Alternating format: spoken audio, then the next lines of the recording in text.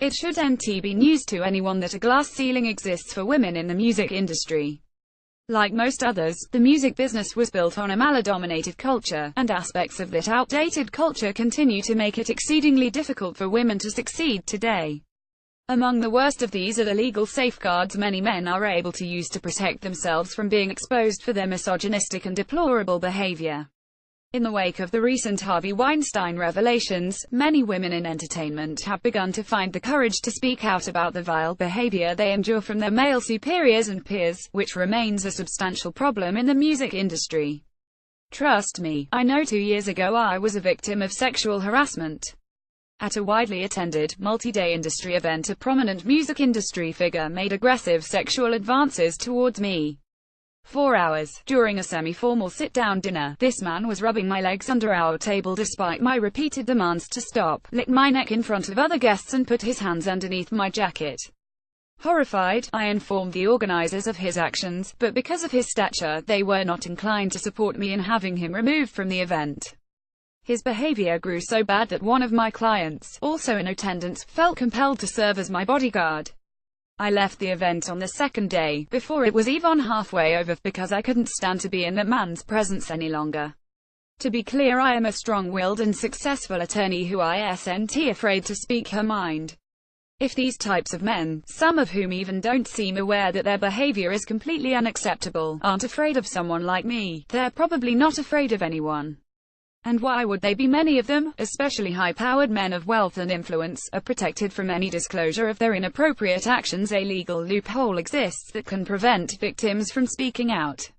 As has been widely reported recently with employees of the Weinstein Company, women are often pressured into signing employment agreements, settlement deals that include non-disclosure and confidentiality paragraphs prohibiting them from revealing any business-related information, including, among other things, any acts of sexual harassment.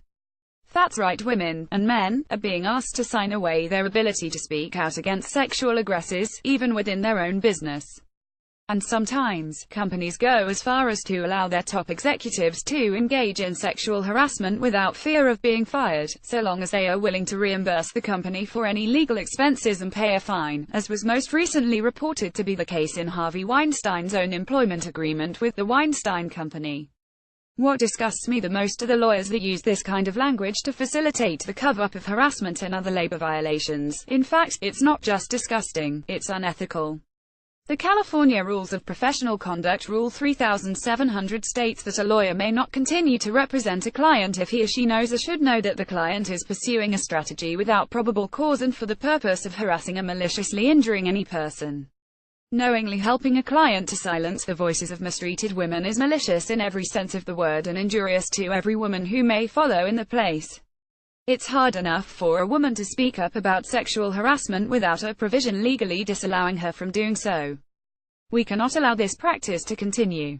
Any attorney who purports to be an upstanding member of the bar is doing our profession a disservice every time they aid and abet a repeat aggressor by drafting these restrictive and sometimes unethical employment agreements.